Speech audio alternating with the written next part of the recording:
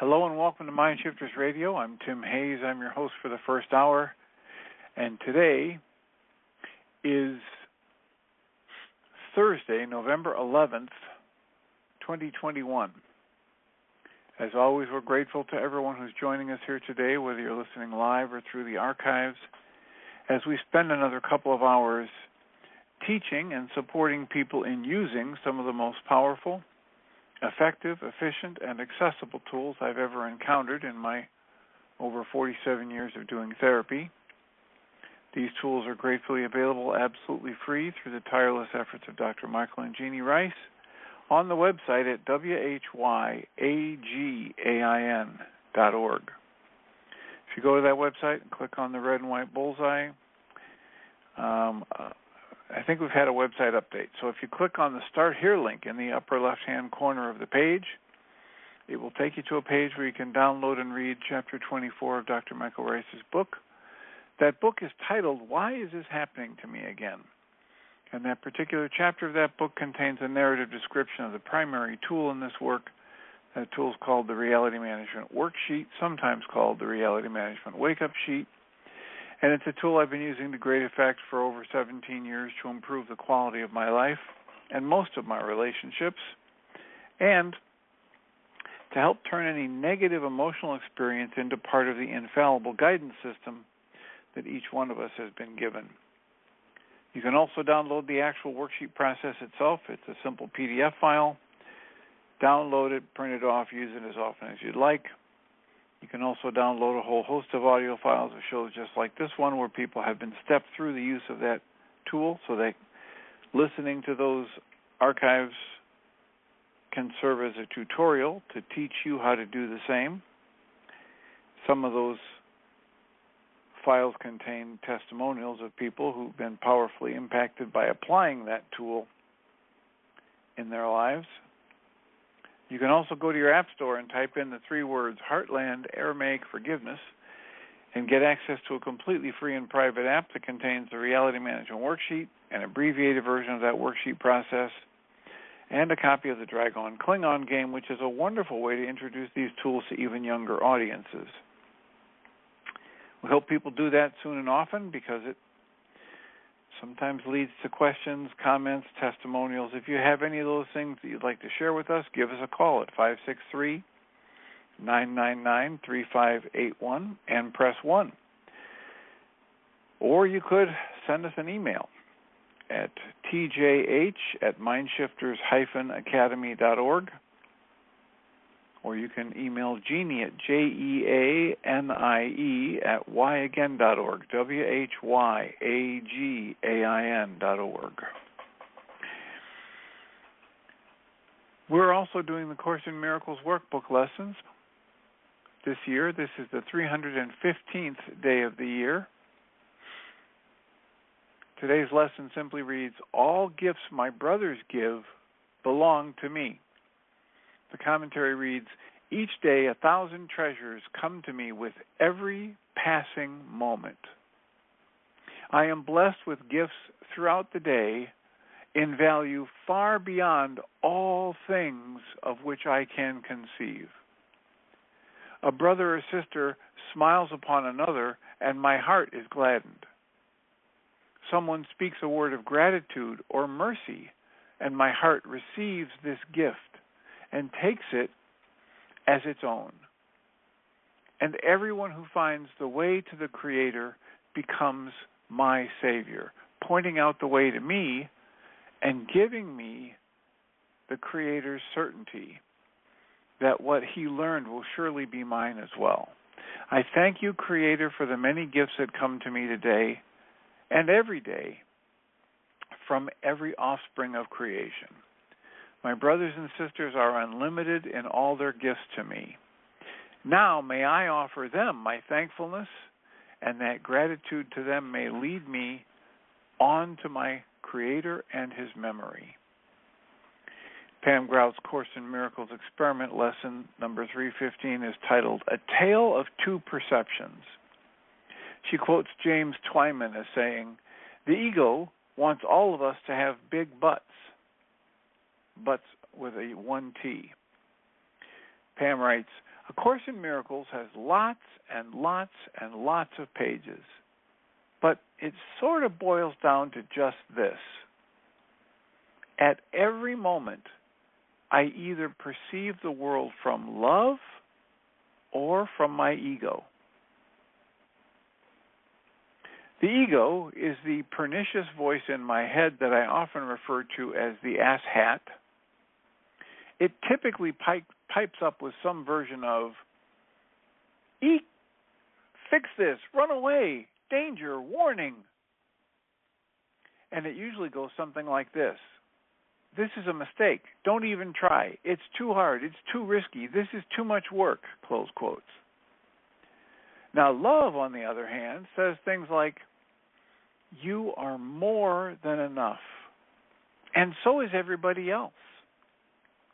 You have an important role to fulfill. And so does everybody else. Your mere presence is enough to change the world. And so is everyone else's presence. Lesson 315 is about making the choice. The choice between love and fear. The choice between perceiving the world from love or perceiving the world through the voice of my ego. Which voice will you give the floor? Which voice will you listen to? So that's the Course in Miracles workbook lesson and the Course in Miracles experiment commentary from Pam Grout. And we have, as usual, about 50 minutes to take your comments or questions, to hear your answers, your commentaries. 563-999-3581. If you call that number and press 1, not only will I turn on your microphone, but you have the option, you will be fulfilling the role of assisting us in living into our intention with this work. Our intention with this work is to be of service, and that service is far more easily accomplished if we know what would serve you. How would you like to spend this next 50 minutes? We have been talking at length about a variety of things over the past few months, books, the 15 Commitments of Conscious Leadership, looking for the similarities between that work and the work we talk about on Mind Shifters Radio and in the Mind Shifters support groups. Yesterday we had a story about the student warrior who was told by her teacher that she had to battle fear. I should mention that today is a Thursday, so we will have a support group tonight from 6:30 to 9 p.m. Central Time. It's free to join if you'd like to, if you have internet access. All the information about how to join us through Zoom is available at mindshiftersacademy.org. If you intend to do that or pass that information to somebody else, please remind them that there are 2 separate login IDs, one for the Tuesday support group and one for the Thursday support group. And we'd be happy to have you join us, or happy to have you pass that information along to somebody you think might find it of value. And beyond that, we're open to entertain topics that you would like to have us discuss, questions you'd like to have us discuss, testimonials about how the use of this tool is working in your life, questions about how to apply the tools. 563-999-3581. Call that number, press 1, and we'll have a conversation. Let us know what's on your mind on this Thursday. I was working with somebody last night, and it's a very common question that I get in my therapy situations. The person asked, how do you do the work you do without getting burned out? How do you sit and hear all of these sad tales from people and not feel, well, his word was burnout. And I thought it might be instructive to relay my answer to him. We haven't talked about that for a while on these internet shows. And my answer to him is simply that in the beginning of my career, in the second job I had after college, I was headed for burnout. I was on a collision course with burnout. And my boss pulled me into his office and said, look, it's not your job to fix these kids. I was working in a juvenile hall at the time, and it was just about at the 1-year mark. And I was young and idealistic, and I thought it was my job to heal and fix these people. And at about the 1-year mark of working at the juvenile hall, the weirdest, seemingly almost impossible thing to my mind was happening. Kids that had already, quote, fixed, close quotes, were coming back into the juvenile hall. Were getting arrested again. Were being sentenced by the judge to spend time in there. And I was completely perplexed. How, in heaven's name, could they get in trouble again? I gave them all my best therapizing. I did family therapy work with their family. I thought I had healed them. And my boss at the time called me into his office and he said, look, it's not your job to fix anybody or to heal these kids. Your job, and you do it really well, is you show up here and you're consistent and you're respectful and you're kind and you're firm in your limits and you hold good personal boundaries and you treat these kids with respect. And when you do that, you are probably going to be one of the only adults in their lives that shows up that way for them. And that's what you do for them. You don't heal them. You don't fix them. You don't make their life choices for them. And that was the beginning of my learning that it's not me healing or fixing anybody.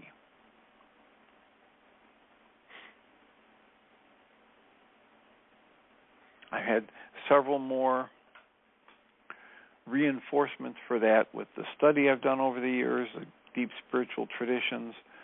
When you read books like The Way of Mastery or Jesus, My Autobiography, or any of these other real good, solid, deep spiritual traditions, they talk about how I don't heal anybody else. They either choose to do the work and have a healing for themselves or not.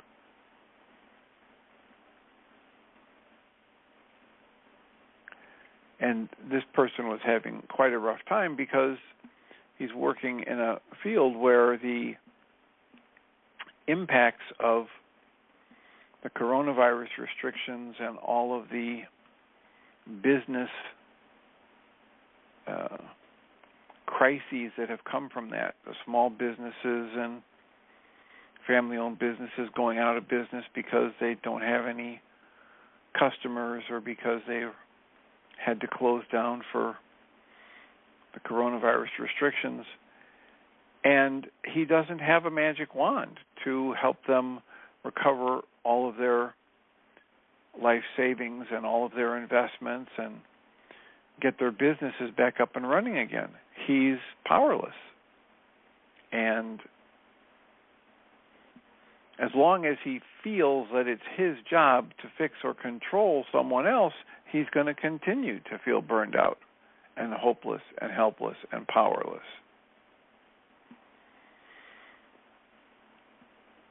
It wasn't too long into the conversation that he started saying, okay, so what can I do to teach them about this or about that? And we came back to what we often come back to in this work, which is the statement that the best way to teach someone something is to apply that knowledge, skill, technique in your own life and be the model for that. As they see it happening in you, if they are willing, if they are capable and willing, then they will have the motivation to either approach you and ask, how do you do that? Or to just start copying what you're doing. So the way to teach this work or any other good, deep work is to apply the tools in your own life. And everything else is just wheel spinning. All the lectures we give, all of the judging that we do of others is counterproductive if our goal is to help. The way I help people is I apply the best tools I can find in my own life, day in and day out. And everything else I do is ego. And as we know, if you've been on the path for a while, you know the ego has a very specific role to play in your life, and it is not the role of driving the bus. It is not the role of leader. Way of Mastery says your ego is a faithful servant. Let's pardon the expression, but the ego was designed to be your very stupid servant. Your ego only does what it does for the sake that it has been trained to do. And for most of us, the idea of what the ego is trained to do is keep itself functioning. Guy Finley talks about it as a mechanical level of consciousness that just keeps churning. It doesn't have the power of choice. It works through resonance, like Michael Rice talks about it. It's driven by the automatic decision-making process. It's driven by whatever seemed to it to have worked in the past. It is not a higher source of insight and intuition.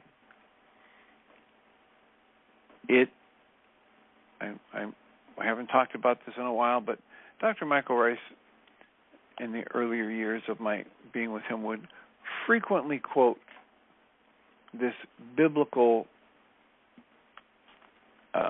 statement that says, "The eye is the lamp of the soul. If the light for you is darkness, how deep shall your darkness become?" And that's from the King James Version of the Bible, maybe a slight paraphrase. And in his lectures, he would say, okay, so here is this quote that's often quoted from the Bible. But what the heck does that mean? And if you look at it just in English, it doesn't really make any sense. The eye is the lamp of the soul. If the light for you is darkness, how deep shall your darkness become? So Michael Rice was, had the privilege of being the director of the Caboris Foundation, which was charged with translating the oldest known copy of the New Testament directly from the ancient Aramaic into English. And the translator, the team of translators that worked on that, came up with an entirely different level of understanding for that statement, because they understood the colloquialisms of the ancient Aramaic language. They understood better the actual translations of the words. And so they said, rather than the eye is the lamp of the soul, if the light for you is darkness, how deep shall your darkness become? What really makes a lot more sense from the ancient Aramaic and the understanding of their culture is to translate it this way. Your conscious logical mind, your perceptual mind, is the light for your earthly life. Right? It's there to help you navigate through the physical plane. Your perceptual mind is there so you can see an open manhole and choose not to walk in it. It's there so you can watch where the wall is and where the door is, and if there's something on the floor that you might trip over. It's got a very limited use. And the phrase where it says, if the light for you is darkness, in the ancient Aramaic language, that word darkness meant any form of negative emotional state, any hostility or fear. And the message is, if you've got darkness, if you've got hostility or fear, if you've got judgment up in you, if you're letting ego, from the Course in Miracles lesson today, if you're letting ego choose your perception, ego which is always based in fear, your lights are out. You're not perceiving things accurately. It's like having blinders on or a blindfold on. If you have hostility or fear active in your mind, you are not perceiving accurately. You're in darkness, meaning you're in a false perception. And if you act from that false perception, you're going to create more and more deeper and profound problems in your life. You're never going to think your way out of the problems that your egoic mind has placed you in and amplified. So, your perceptual mind is the light for your navigating the physical plane. And if your perception is driven by a mind that has any form of hostility or fear active in it, your lights are out. If you're driving a car, stop the car. If you're in the middle of a conversation with someone, stop speaking. If you're actually acting in one way or another, stop the action. Take the steps to restore love, the mind of love, the Christ mind, a deep breath, a focused awareness and appreciation for your existence of life in the moment. Move yourself to the experience of gratitude and appreciation and allowance and surrender before taking another action. There's a deep spiritual, practical truth in that seemingly nonsensical statement from the King James Version of the Bible, but when you see the actual translation and have knowledge of the cultural idioms of the time, it makes very good sense. And the sense it makes is exactly the lesson from Course in Miracles today and Pam Grout's commentary. Pam Grout is calling us to say, listen, at every moment, I'm either perceiving the world from love or from my ego. If it's from the ego, it's darkness in that saying. It's hostility or fear. It's a hallucination. As Anil Seth will tell us, we are all hallucinating our own perceptions. And the guidance that we need, the clarity of perception, is only available when we're experiencing our world from the lens of love, gratitude, compassion, etc. That's the point of all of this work.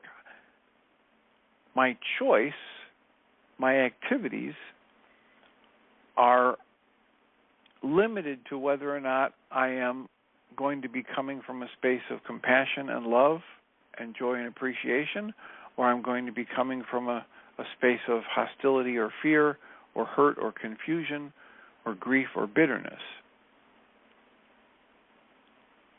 And what we're reminded of on a regular basis from all these deep spiritual traditions is, if I'm experiencing something other than gratitude and appreciation, joy, aliveness, and compassion, I am not seeing things clearly.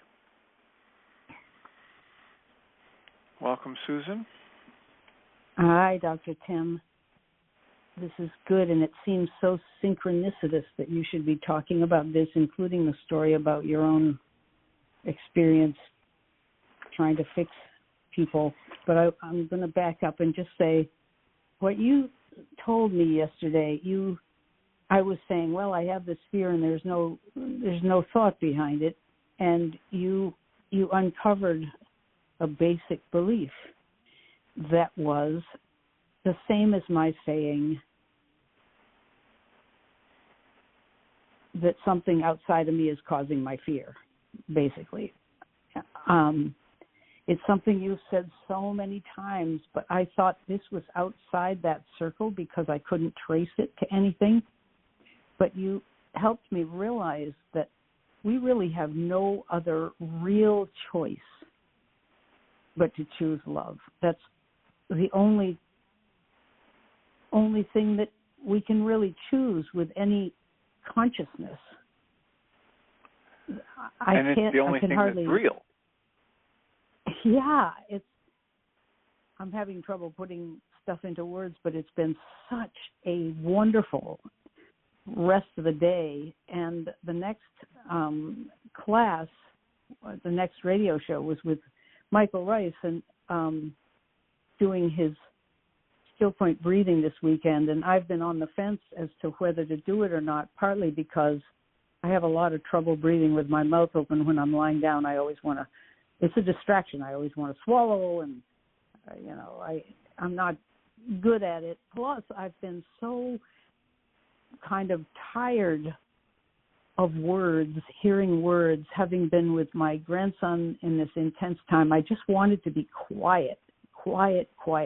So I've taken time off from the radio show and off from doing my reading and just being, and somehow it seems to have borne its own kind of fruit. But I decided maybe Tim Bingham and I could do this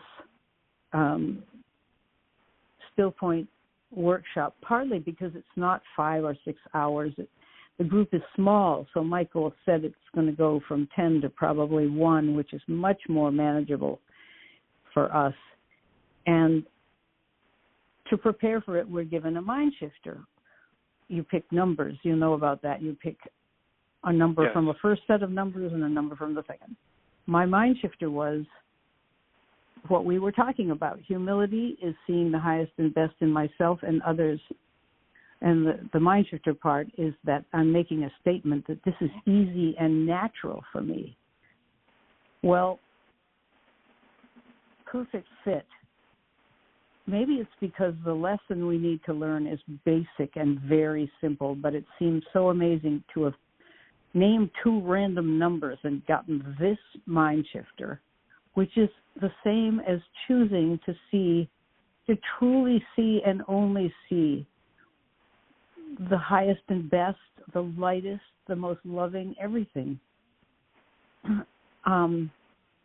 So I'm not asking a question. I'm just saying my mind has been blown between yesterday and today. Plus, I got texts from my grandson today, and he said the man he admired the most in his step-down program, which is a halfway house. The guy is in his 40s. He was ready to go home. He was sober. He had been sober a long time. He was ready to live on the outside world. My grandson just texted me and said, these guys were roommates, my grandson and this man. He said, I'm going to read it to you because it's so poignant. He said, my roommate relapsed in the middle of the night last night, and I'm worried that it's because I slept in the room and he couldn't sleep. Evidently, Jacob is noisy. Last night he slept outside but didn't really sleep. He was supposed to graduate on Friday. He had been here the longest of all of us, an artist and musician addicted to meth. He seemed so good, and he was excited and nervous to leave. It just seemed so crazy. I looked up to him so much. I feel so badly, but I won't lose progress, he said. He isn't in this house anymore. I don't know how I could help him. And this is where we get into helping. I said to Jacob, hang on to your sobriety, and you've always been a friend to him. Continue to be a friend. Don't let yourself slip because he slipped. And he's saying, I don't know how I could help him. And that's where your other thing came in, where you were talking about what your teacher taught you. You can't fix, you can't help. You can love him, be there for him, or whoever it is that you're working with. And so here's this chance for Jacob to learn from your work too. Sorry, Dr. Tim, I'm just rambling here, but anyway, well, everything seems to be coming together in an amazing way. Good. Glad to hear it. When you start talking about that, my mind is saying, okay, like there's a lot of confusion that comes from our words. Mm-hmm. And at one level, when I'm talking to somebody in a 12-step program or somebody who's helping, who's in a community where there more than one person is struggling with sobriety and issues, we talk about how we can help the other person. We can be there to support mm-hmm. them. And it's important to understand that my just being there and listening and my role modeling, doing my own work, owning my own issues, getting my life together, that is the help. But it's not that I'm doing something in that other person's life, or that I'm making the choices for them, or that I'm keeping them sober. Mm-hmm. And so it's kind of a tricky spot to be in, because I have worked enough with these different people who are in 12-step programs and halfway houses and things. And when we talk about how I can't help anybody but myself, that clashes with the words and the phrases and the idea of, if you want to really do well in a 12-step program, you should sponsor other people. And they talk about that as helping others. Right. And so it's important to be clear about that. The biggest way I help somebody else is to do my own work in their presence, mm-hmm. to be living from the awareness of what I need to see that might keep me from that loving awareness in every moment. And when something less than love comes up, own it, apply the tools, step through the questioning of the negative beliefs, etc. That's helping somebody else. Anything I do to try and change them is hurting me and them. Yeah. Yeah, I hope I got that across to Jacob. I was just saying that he can just keep on his own track, and that would be the most help he could be for the other guy. He did say a wonderful thing yesterday to his mom on the phone. He said, "Mom, I'm 21 years old. There are people in here in their 30s and 40s who have been drugging for years, and now they're trying to get sober. I'm so glad I got into this program when I'm 21 instead of 40." So it feels as if he's really, really bought in, and he's headed in the right direction. So wonderful to hear. Indeed. Indeed. And you can do that gentle art of blessing and seeing him living into his strength and perseverance and clarity of mind and patience and ability to be gentle with himself and ability to have the strength, the courage to face those things that he's most afraid to face. Yeah. To use the tools, and you can do that gentle art of blessing and help reinforce the positive that you're seeing when he has a conversation like that or he texts you like that. Yeah, good idea. But yesterday I was talking about my session with Mira and how she said that your dream you had is the truth. And I was saying, no, I don't know how to get there. But in a way, you don't have to get there. It's already there. Hearing you talk yesterday the way you did and what I learned, it solved the problem. It's as if you and she and the universe were all working together to get a point across that I was being dense about. And I just hope it sticks. I think it will stick because it's an understanding on many levels. So that's a teeny testimonial for the day. But I don't have a question right at the moment. Okay. Well, understand this. As you want to give the credit to the universe and synchronicity and Mira and to me, the way it got in is because of your holding the willingness. Right. The reason you get insights is because you are willing to put yourself in the space and question what you've already been through and question it from the perspective that you can understand that since you don't know everything, whatever it is you think you know is either only partially true or perhaps even completely false. And it's that willingness to question and to say, look, I don't like how I'm feeling. I hope there's another way to look at this. And then go to people like Mira or listen to the show or call and question. That's what puts you in the space where the insight can come. It's not the brilliance of the person you're listening to, because they have been brilliant many times before and it didn't get in. Okay. All right, that's fair enough. Oh, man.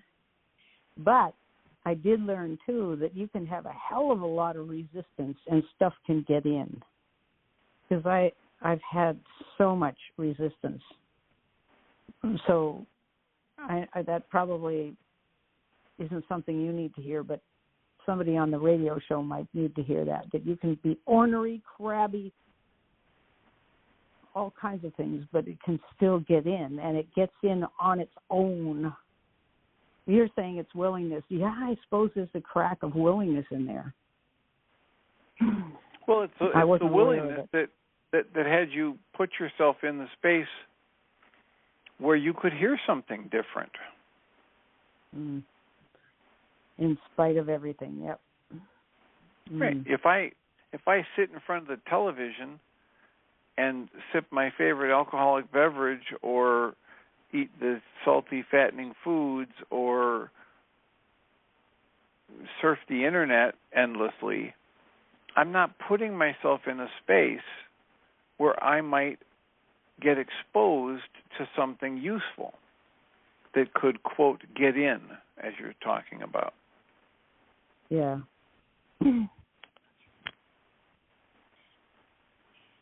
So part of it is the willingness to put myself in a space where I can be exposed to people who are actually doing their work.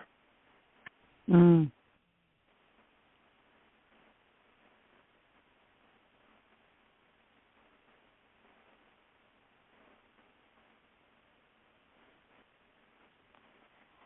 know, I can say I'm willing, and I can be hanging around with a bunch of people that are complaining. Oh, we've talked about this a number of times on the internet show before. I've had 4 or 5 trips down to Michael's retreat center at Heartland, and I've been down there where there have been people literally yelling with clenched teeth about how they are willing, while Michael's trying to coach them to soften up and be more willing. And they're busy yelling through clenched teeth about how willing they are. I can relate to that. Yeah. And so, while it's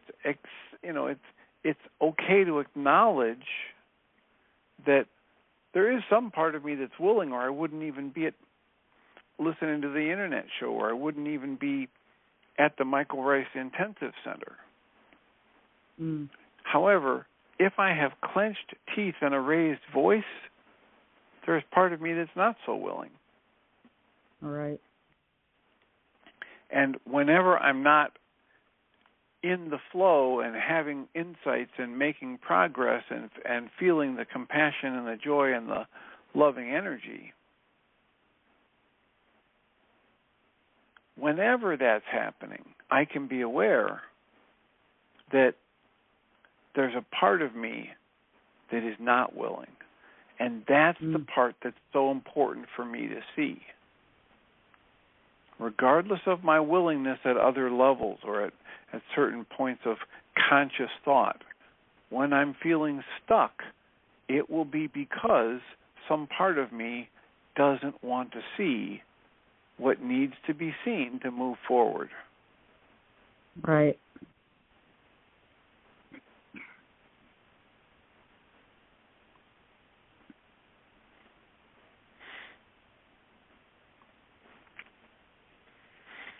Best thing for me to do when I recognize that happening is be gentle with myself, breathe, soften, turn the focus inside, and awaken to the realization that this is all an inside job, that if I'm experiencing an emotion, positive or negative, I'm the author of that experience.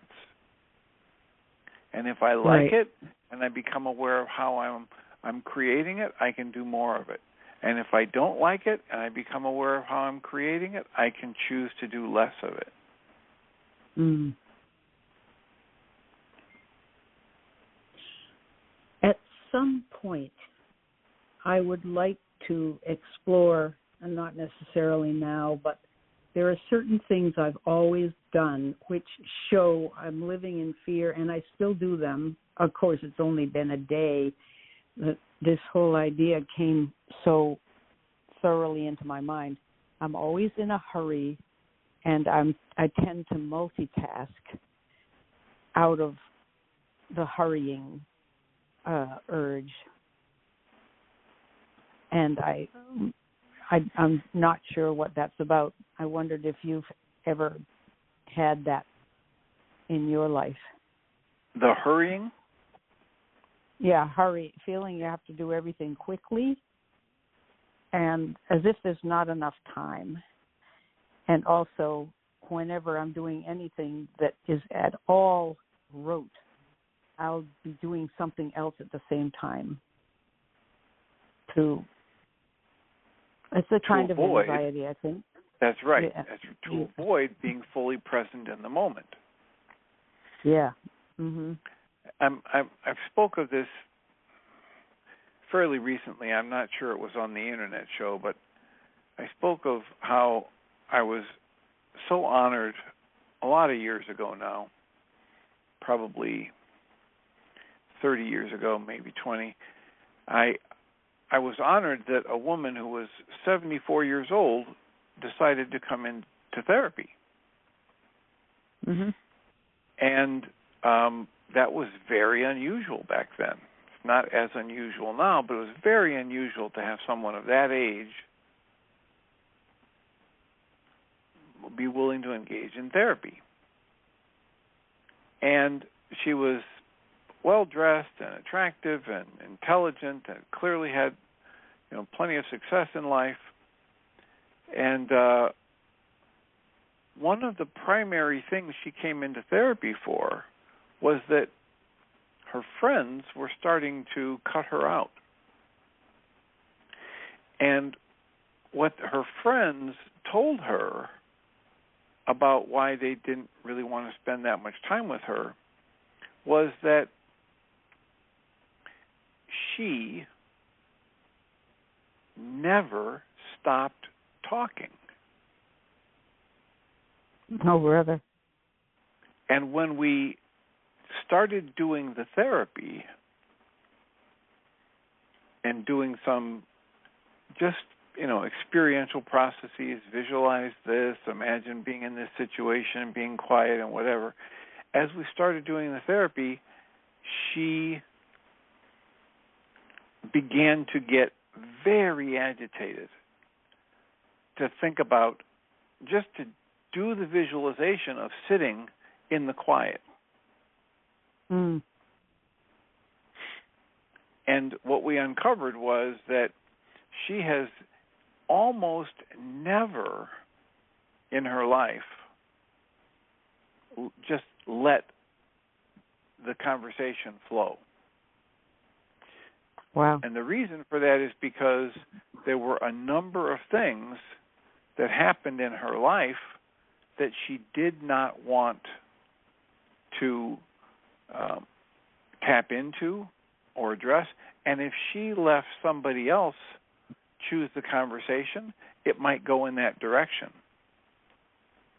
Wow. And, those kinds of things involved, a rape that she had in her 20s and her early 20s that she never told anybody about, and an abortion that she never told anybody about, and all of these traumas that she was basically avoiding having to deal with or talk about at any level because she never left the conversation flow, and she never let there be empty space. Mm.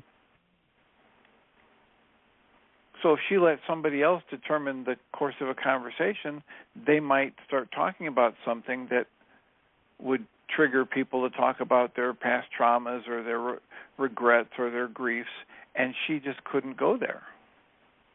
Mm.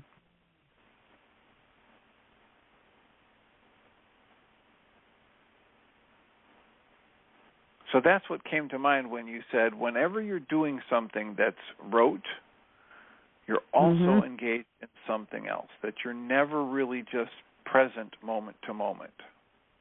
Mm-hmm. My first thought is that I used to think that God didn't move fast enough for me. Yeah, I remember we've had that conversation. Yeah, I still feel that, and I know it's crazy, but we're getting close to something important. I'm just watching it now. Say more about that. What do you mean we're getting close to something important? I'd really like to feel peaceful about taking time or doing nothing. I thought a lot about your 2 hours in a dark room, too. I asked my husband, we were on a walk. I said, could you sit in a dark room in a chair, upright, not sleeping, and just sit there for 2 hours? And he said, are fantasies allowed? And I thought, I don't know. So, can I escape into a fantasy? That's his first question. Yeah. Right? Yeah. Right. So his answer to you was no, he couldn't do it. Yeah. Or he wouldn't have an easy time doing it. Yeah.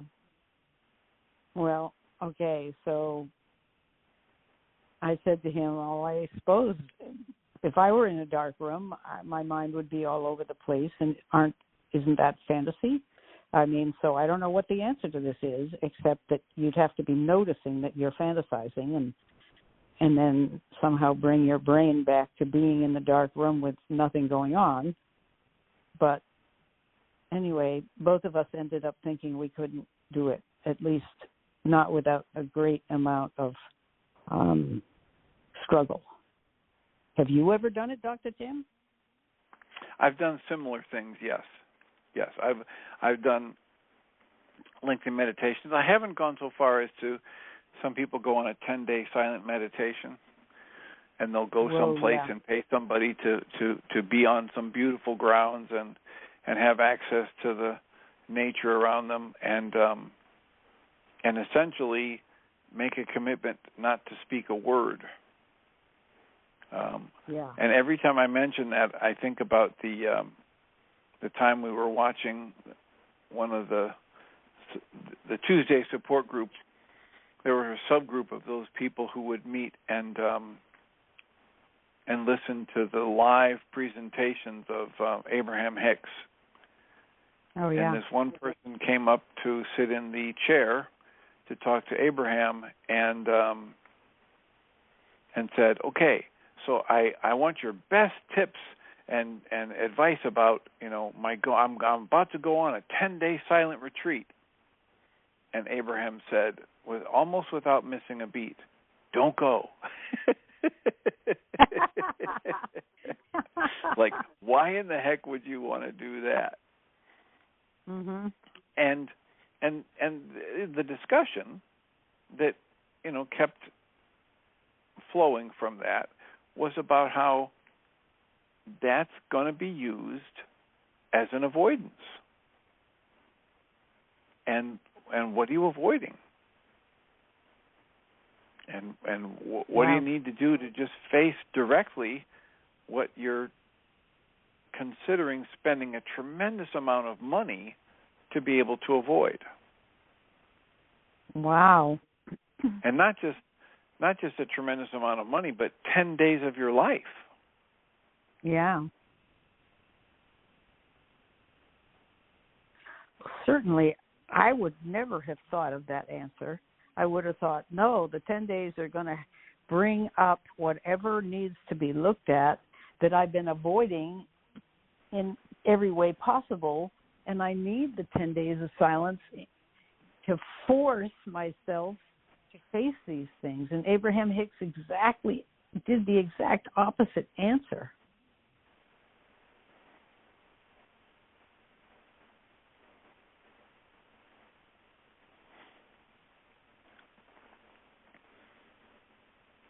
Well, I would love to. That I would have loved to have came, Abraham Hicks say that to me.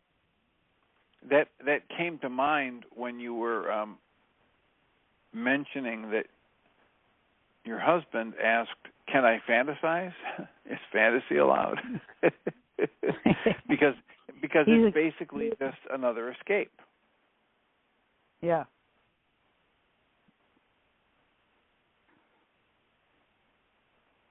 Hmm.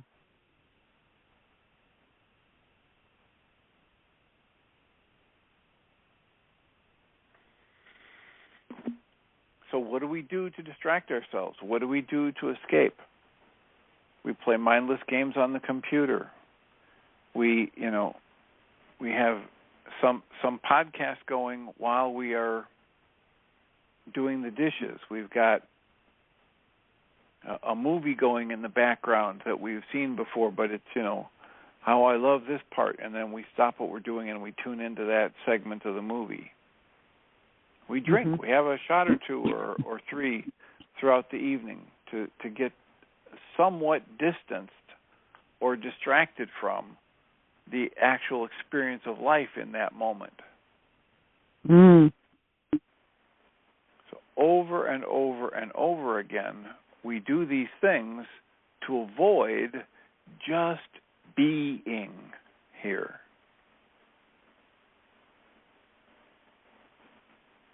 Just being present. Mm.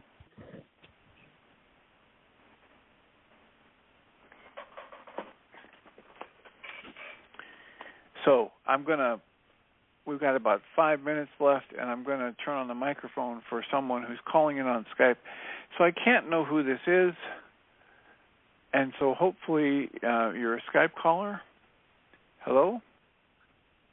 Hi, how are you? My name's Kevin. Kevin, how can we support you? Where are you calling from? Oh, thanks. I'm calling from Chicago. And I just want to say I love your show. I'm a very younger listener. I have a cold right now. Sorry if my voice sounds a little weird, but I'm one of the people that plays video games and things like that. So I was just very interested to hear what you were talking about. First time I've been able to hear your show. Okay. Well, there's a wonderful website full of free material, whyagain.org, and another one, mindshiftersacademy.org. All kinds of good free stuff there.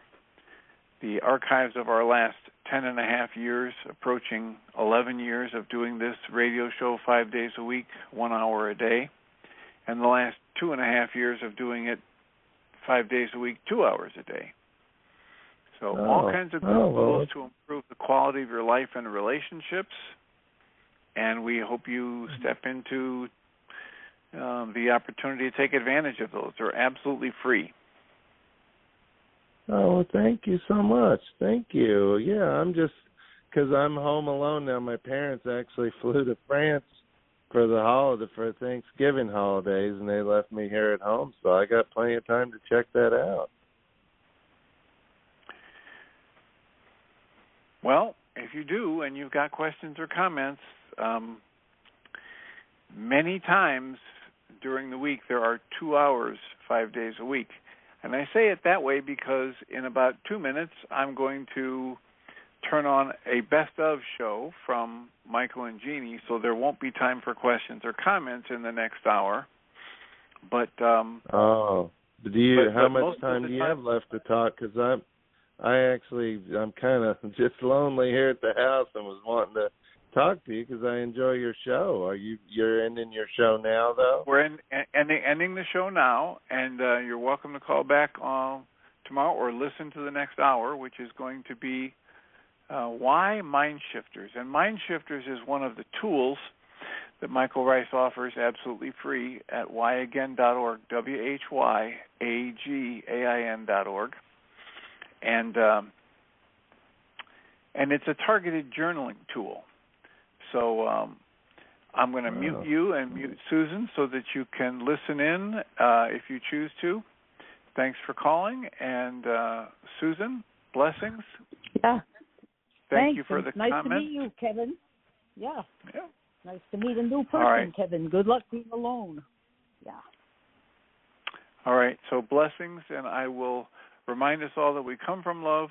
We're made of the stuff we call love. We actually are love, and everything else is false.